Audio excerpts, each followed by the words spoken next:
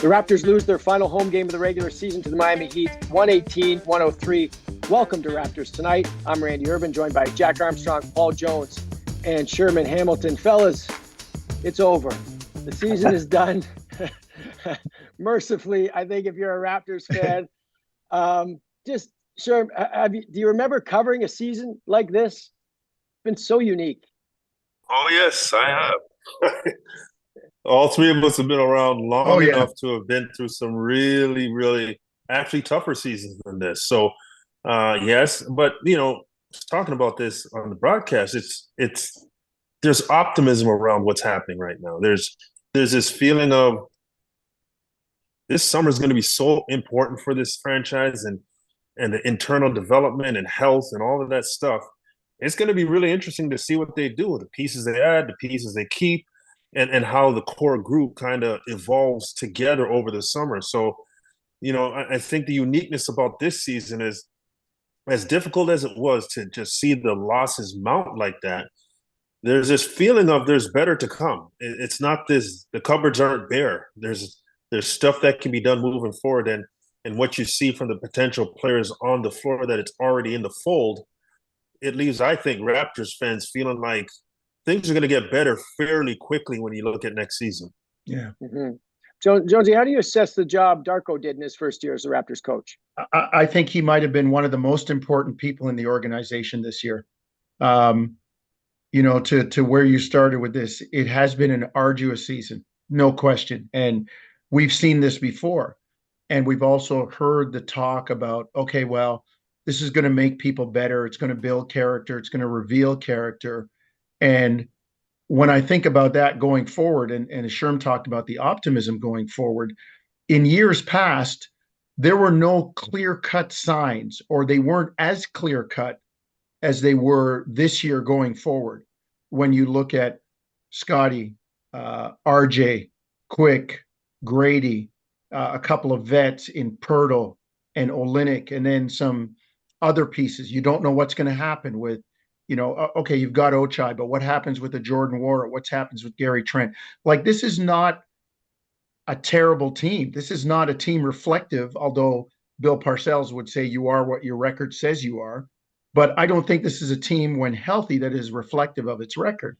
And to my point about Darko, he would get, if it was a report card for school, he'd get an incomplete because, Johnny Russin sent out the graphic about the different teams, and they were 12-20 before OG was traded. Then they were 3-5 after Pascal. Then they were 5-5 with Scotty. Then they were 3-17 after his injury, and 4-27 overall with Jakob Pearl.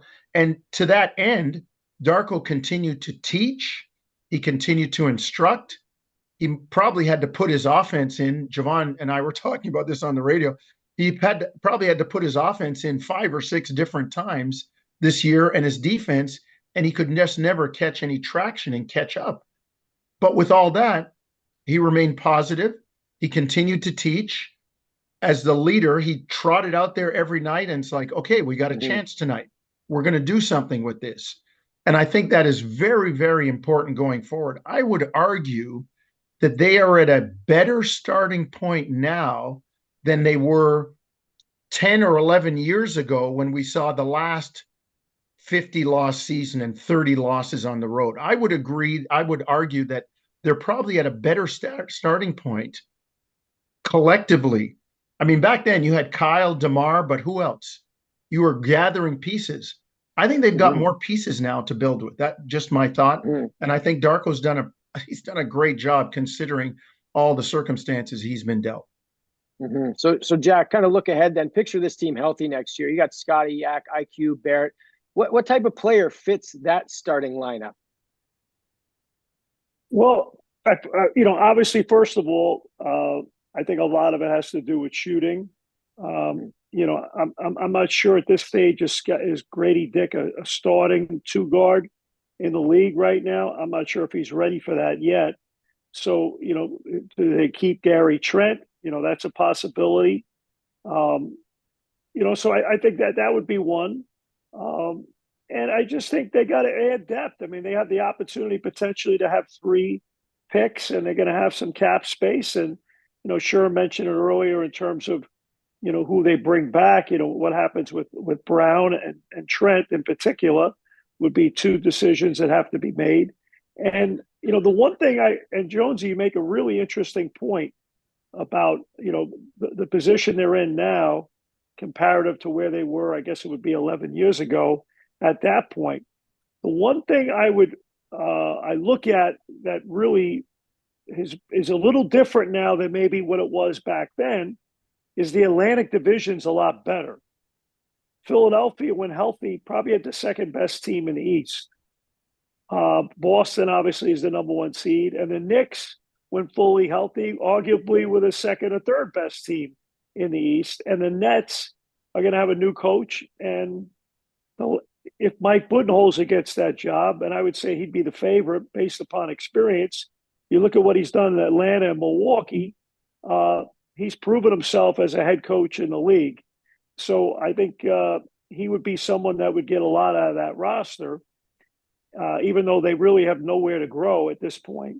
So I think the Raptors can be better, but you look and you say that's 16 games in my division. I got to be better in my division. The Raptors were they 1-15 in the division this year, so that's something that's gotta. So you got to look at your division a little bit more and say, okay, how am I going to beat the Knicks, the Nets, the Sixers, the Celtics? How am I going to win? How am I going to go 8-8 in my division? And that's a huge. If you could do that, you're well on your way to having major progress, head in the right direction. But I think they have a lot of good pieces in place, a positive foundation to start from. And I would agree with Jonesy then that maybe they did 11 years ago.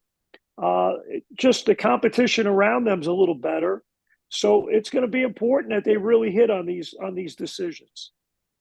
Yeah, and Sherman, one of the big pillars of that foundation, of course, is Scotty Barnes. He took a massive leap this year after, kind of a flatlined third year. He was an all-star this season. When you look at his game, what does he add for next year? Well, I think when you're talking about a young player, the easy answer is everything. I mean, he's got a lot of room to grow. He's still a young player, and he's still got, things that he's got to work on. One thing I'd like to see about Scotty, and I think we saw this more in his first and second year, was there were moments late in the game where Scotty was the leader.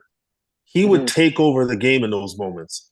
I'd like to see more of that in junctures of the game where this team needs him to score the basketball, needs him to be that aggressor. And I think, when you talk about his passing, that's always going to continue to develop because he is a pass-first player. Obviously, you're going to want him to be a better defender, a better shooter, especially so he can stretch the defense and create more driving lanes for himself and his teammates. But I just think that when it comes to being the lead guy, having the pulse on the game, which Scotty's got a very good feel for a young player, I just like to see him be that guy in moments that is going for the jugular. And he's doing it because he's putting pressure on the defense. He's going downhill. He's finishing.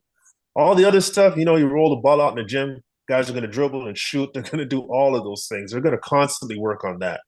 But the finer parts of the game are stuff that, it takes some film, it takes some conversations, and then it takes implementation. And those are the areas that I think Scotty can really elevate his game.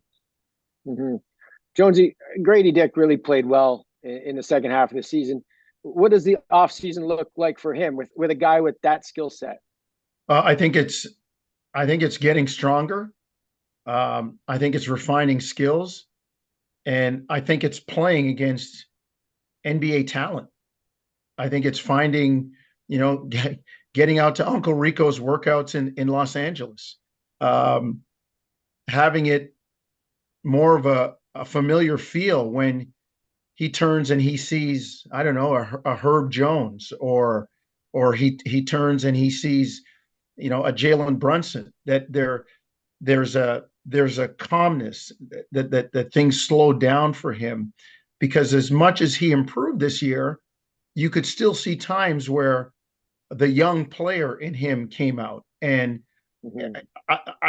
listen, he's come a long way, but there's still a ways to go. And I think in addition to skill refinement, it's just a matter of experience and playing. And not that you're going to always get situations in a pickup game where you're down one with 14 seconds to go. And it's a different kind of development, but you still need to be able to, the first step to me is you still need to be able to look across the court at that guy who's defending you and say, I'm not afraid of you. I know what I can do. I'm confident in my abilities. And I think that's something that he has to continue to build. Jack, real quick, is there someone that we haven't mentioned that kind of intrigues you about next season? Maybe one of the younger guys? Probably Ochai. Yeah. But he's got to shoot the ball better. You know, I mean, bottom line, I mean, he intrigues me as a defender. He's got great size. He knows how to play. So there's good pop and athleticism to his game. But simply put, he's got to be able to shoot the ball. And if he becomes a good shooter, then he's got a career in the NBA. If he doesn't start to become a consistent shooter, he's going to be a journeyman. So to me, I think he's a good guy from an intriguing perspective to say, this guy's a good guy to take a flyer on and possibly do something with. All right, I'm just going to read a YouTube comment here. I got to say, Raptors got best post-game show. Shout out to the people in the chat. That's from Kev Lowe. And then Tapperman from 5718 says, Raptors fans should be excited about their future. They have a solid foundation going forward. This from a Utah Jazz fan. So going to stop it there, guys. Before we go, my brother and I just want to thank you, Paul Jones, Sherman Hamilton, and Jack Armstrong for making this show what it is. And thank you to the rest of our rotating panel, Leo, Elvin, Javon Shepard, Eric Smith, Akil Augustine, Mike DeGiorgio, and Savannah Hamilton. And a special thanks to our editor, Julian Galicia, for always having our back throughout the entire season. And finally, a huge thank you to our loyal fans on YouTube. We read every single one of your comments. We can't express enough how much we appreciate your support. Thank you for watching, guys, and we'll see you next time.